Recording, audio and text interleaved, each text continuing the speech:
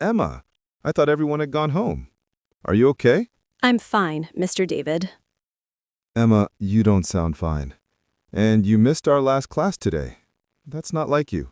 What happened? I don't want to talk about it. You know, when I was your age, my teacher told me something important. She said, problems are like shadows. They look bigger when we keep them in the dark, but when we bring them into the light, they become smaller. That's a nice saying. So, what's your shadow, Emma? What's making you so sad? It's about my English, Mr. David. Your English? But Emma, you're one of my best students. No, I'm not. I'm terrible. Today, in the cafeteria, I tried to join a conversation with some older students. They were talking about movies, and I wanted to share my opinion too. That's good. Speaking English outside the classroom is exactly what I encourage. But I made a mistake. I said, I very like that movie, and they all started laughing. One girl said, that's not even English. Don't you know how to speak? Then they all walked away, still laughing. Oh, Emma. And it's not the first time, Mr. David. Last week at the bus stop, I tried to ask for directions. I said, where is the library at? And the man corrected me in front of everyone. He said, you shouldn't say at the end. Don't they teach you grammar? Everyone was staring at me. That must have been really hard for you.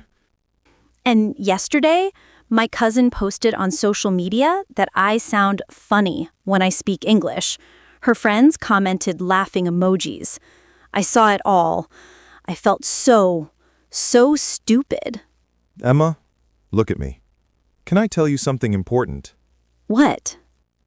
You are not stupid. Not even close. Do you know what you are? What? You are brave. You are a language warrior. A language warrior? What does that mean? It means you're fighting a battle that most people never have the courage to fight. Learning a new language is one of the hardest things a human can do, and you're doing it every day. But I keep making mistakes. So many mistakes. Emma, can I ask you a question? Okay. When you were a baby, learning to walk, did you walk perfectly on your first try? No, I fell down many times. My mom has videos. Exactly. And when you fell, did your parents say, "Oh no, Anna is terrible at walking. She should just give up and crawl forever"? No, that would be silly. But that's exactly what you're saying about your English right now. You're learning something completely new, and you expect yourself to be perfect immediately. I just don't want people to laugh at me anymore. It hurts so much. I know it does. I really do. Emma, can I share a story with you? A real story from my life? Yes, please. When I was 22 years old, I decided to go to Japan to teach English. I was so excited. I studied Japanese for 6 months before going. I learned hiragana, katakana, basic grammar, everything. Wow, you speak Japanese? Well, now I do. But back then, oh, Emma, I was a disaster. And let me tell you about my first day in Tokyo. What happened? I was hungry after a long flight, so I went to a restaurant. I wanted to order chicken, which is toriniku in Japanese, but I got nervous and said niku no tori instead. Do you know what that means? No, what does it mean? It means the bird of meat. It made no sense at all. The waiter looked so confused, he called another waiter and they both looked at me like I was speaking a made-up language. Oh no, what did you do? I was so embarrassed that I just pointed at the picture on the menu. But that's not even the worst part. There's more? Oh yes. Later that week, I went to meet my new boss at the school. I wanted to say, Yoroshiku onegai shimasu, which means, please treat me well, or nice to meet you. It's a very polite, important phrase in Japanese business culture. Did you say it wrong? Not just wrong, Emma. Very wrong. I said yoroshiku onegai shimasu instead. I changed one sound, just one tiny sound. Do you know what I said? What? I basically said, please make me loose and relaxed. It sounded like I was asking for a massage or something inappropriate. My boss's eyes went wide and all the other teachers in the room started laughing. I wanted to disappear into the floor. Oh no, what did you do? I was turned completely red. I must have looked like a tomato. I apologized and tried again, but I was shaking so much that I messed up again. More laughter. Did you want to quit? Yes. That night, I sat in my tiny apartment and I cried, Emma. I cried just like you're crying now. I called my mom and said, Mom, I'm coming home. I can't do this. Everyone laughs at me. I'm not good enough. Really? You cried? Really? And do you know what my mom said? What? She said, David, let me ask you something. When you were in high school, remember Tommy? The boy who never raised his hand, never took risks, never tried anything new? Did you remember him? I did. Tommy was the boy who sat quietly in every class, never participating because he was afraid of being wrong. What about him? My mom said Tommy never got laughed at because he never tried. But he also never learned anything. He never grew. He never discovered what he was capable of.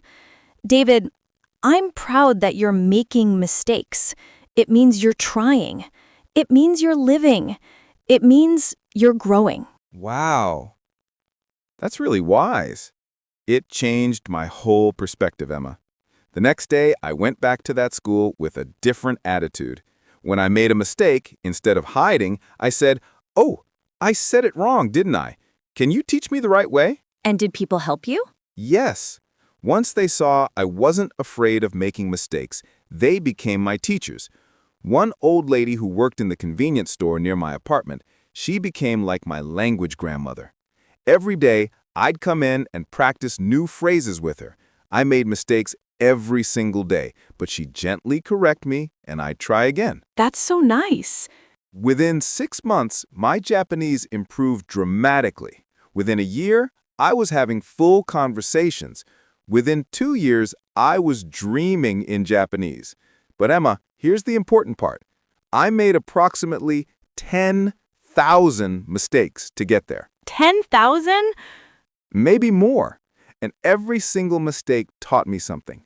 The mistakes weren't my enemies. They were my teachers. So you're saying my mistakes are actually good?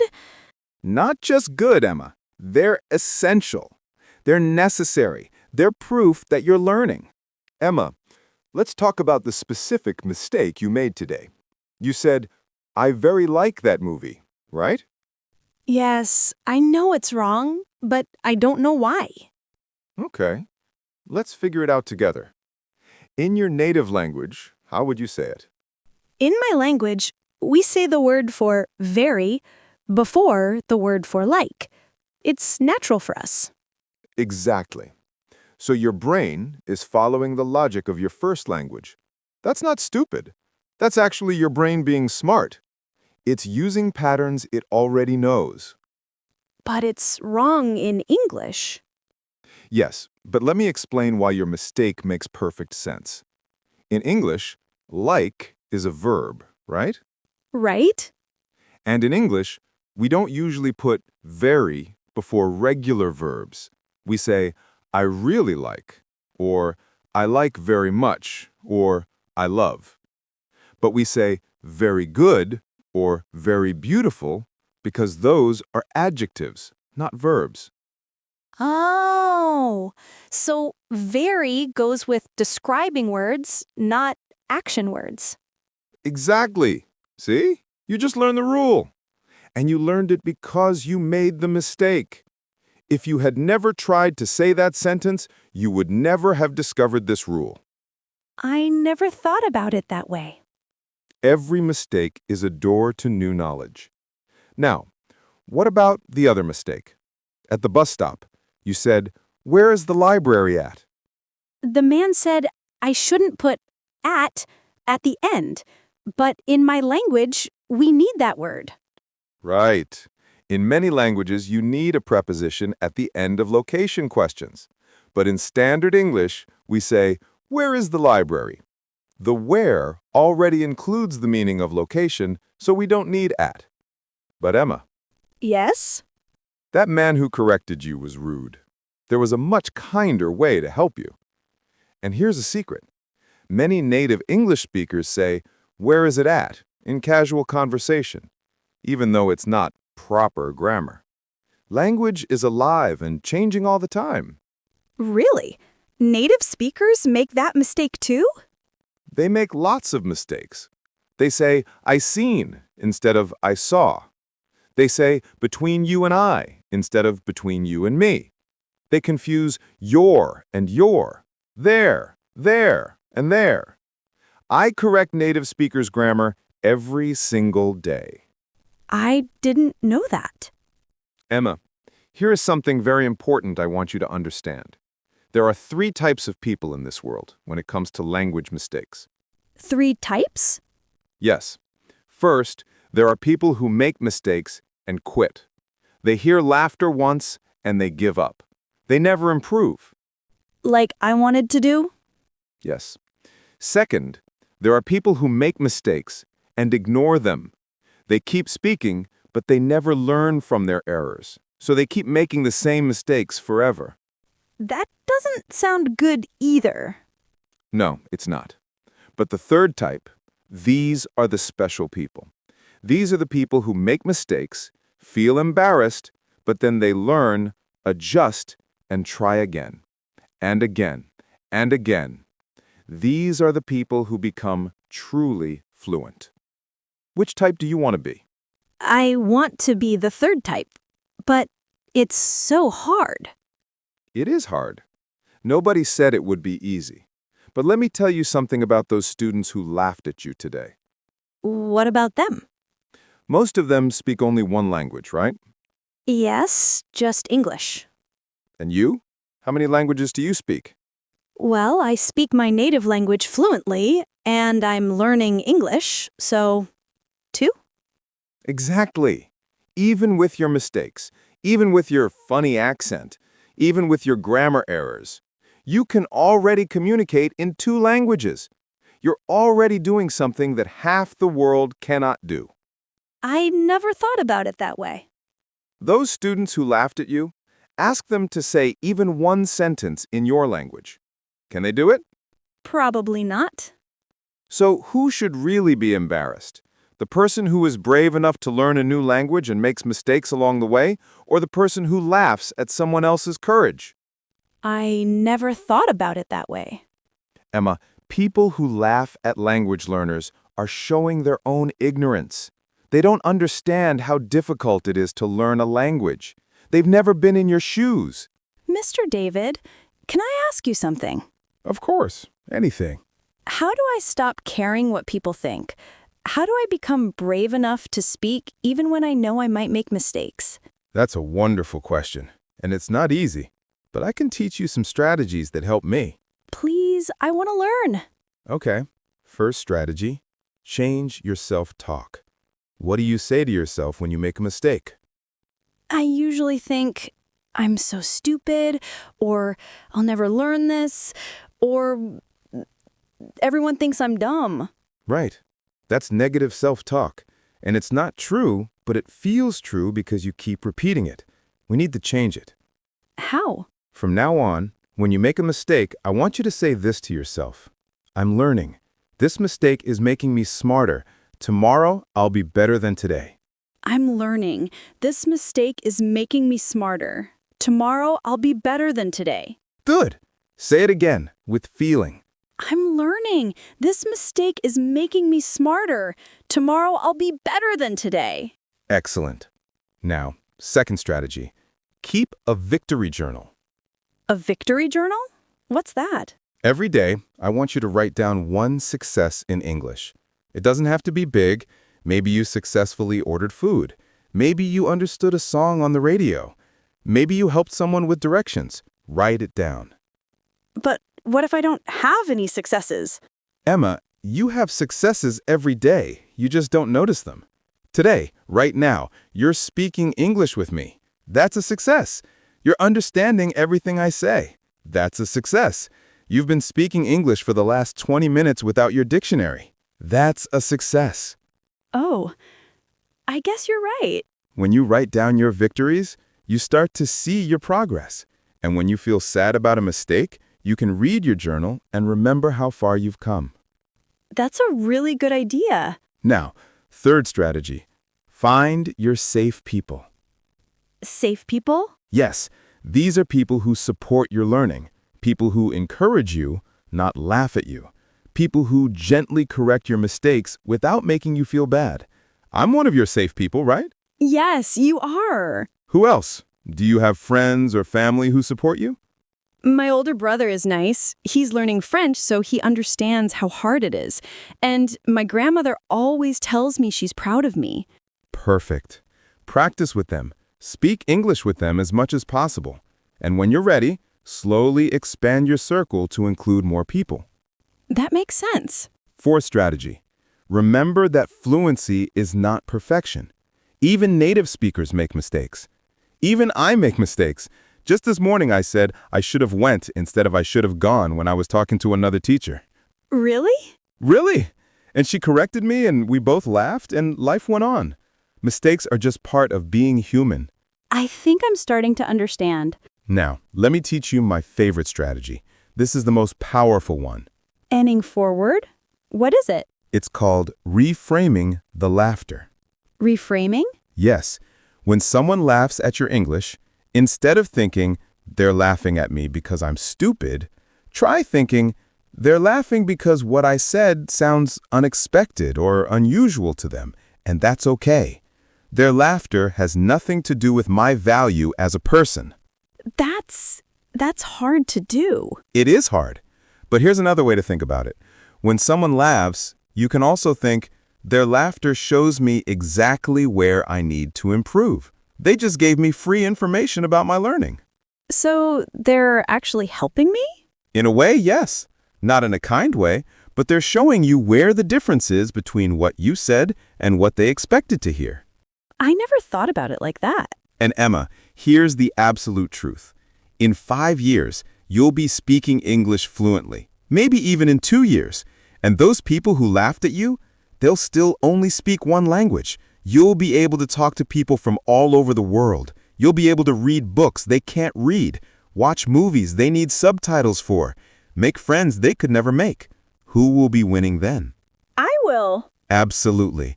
You're investing in yourself right now. The embarrassment you feel today is the price you pay for the amazing skills you'll have tomorrow. Mr. David, thank you so much for talking to me. I feel so much better now. I'm glad, Emma.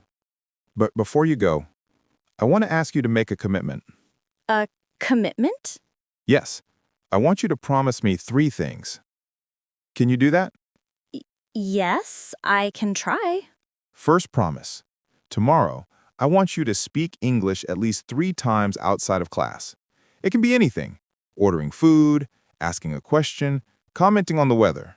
But 3 times. Can you do that?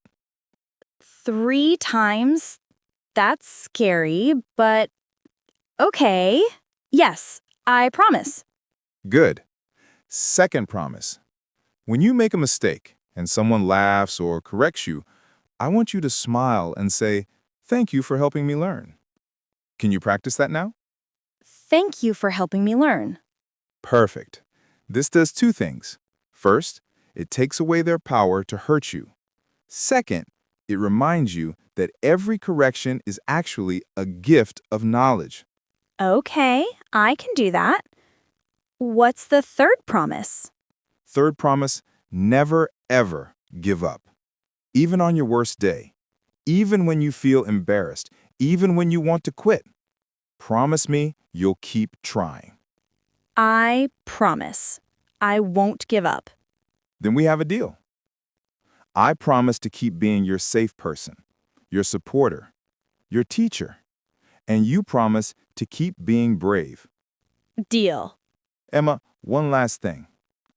10 years from now, when you're speaking English fluently, working in an international company, or traveling the world, or teaching others, I want you to remember this day. This day, when I was crying? Yes, remember the day you wanted to quit but didn't. Remember the day you chose courage over comfort. Because that day, today, is the day everything changed for you. Thank you, Mr. David. Really, thank you so much. You're welcome, Emma. Now go home, rest, and tomorrow you begin your new chapter as a brave English speaker. I will. See you tomorrow, Mr. David. See you tomorrow, Emma. And remember, you're not just learning English. You're learning courage, resilience, and strength.